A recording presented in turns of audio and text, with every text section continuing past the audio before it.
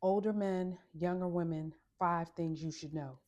With Caruche and Deion Sanders' relationship all over the internet this week, I decided, you know what? Let me come on and share some wisdom about this situation. My name is Jasmine. I was married for 23 years to my husband, who was 14 years older than me. And I've noticed that a lot of women out here are failing the finance part of this relationship. So let's get into it. The biggest thing that you have to be concerned about when you are a younger woman dating or being married to an older man is finances. And why is this? Because in most cases, the younger woman is going to outlive her husband or her partner.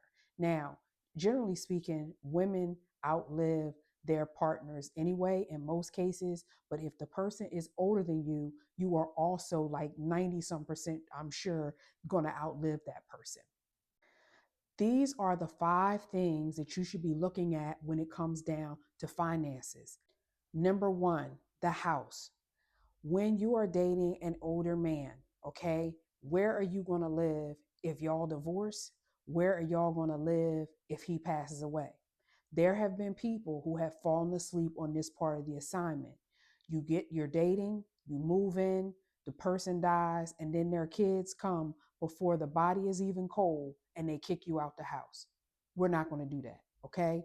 When you get into this relationship, you share your concerns about security. So if you're not building houses with your spouse or with your partner, you are making sure, hey, I need to have a house in my name or what have you. Now, again, if you are working in addition to being in this relationship, that's fine, but you still make sure that you have a property in your name. Even if y'all bought it together, your name is on the deed so nobody can put you out. Number two, healthcare. If you are getting healthcare through this older man, if he passes away or if y'all get a divorce, what happens to your healthcare? This is a conversation that you need to have. Now, hey, with divorce, it might be something different where you only have 90 days and then you got to get your own or what have you. The point that I'm making is that this is something that needs to be discussed because it impacts your security moving forward. Number three, allowances. You know how people used to give their kids allowances?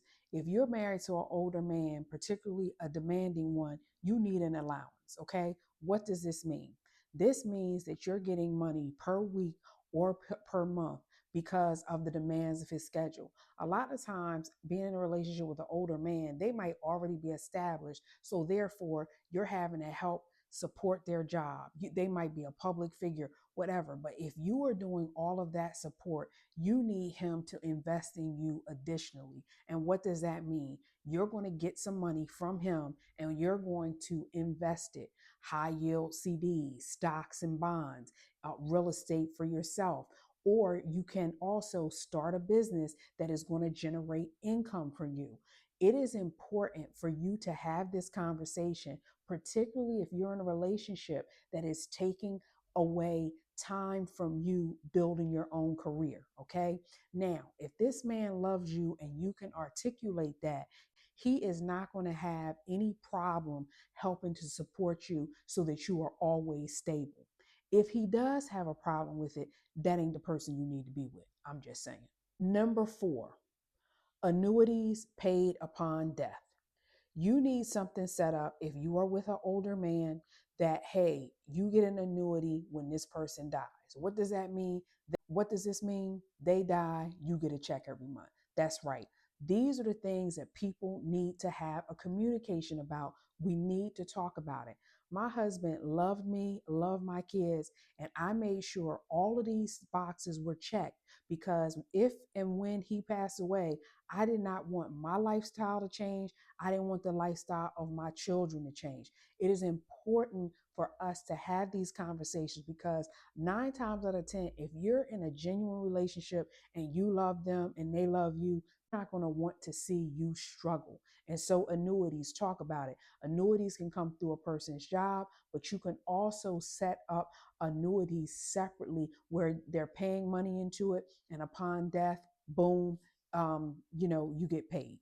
Number five, life insurance. I almost feel like I shouldn't have to say this one, but life insurance. That's right. If you are dating somebody who's older than you need to have life insurance for them. If something happens to them, you don't want to be scrambling. All right, y'all. That was certainly one to grow on, and I will see you next time. Peace.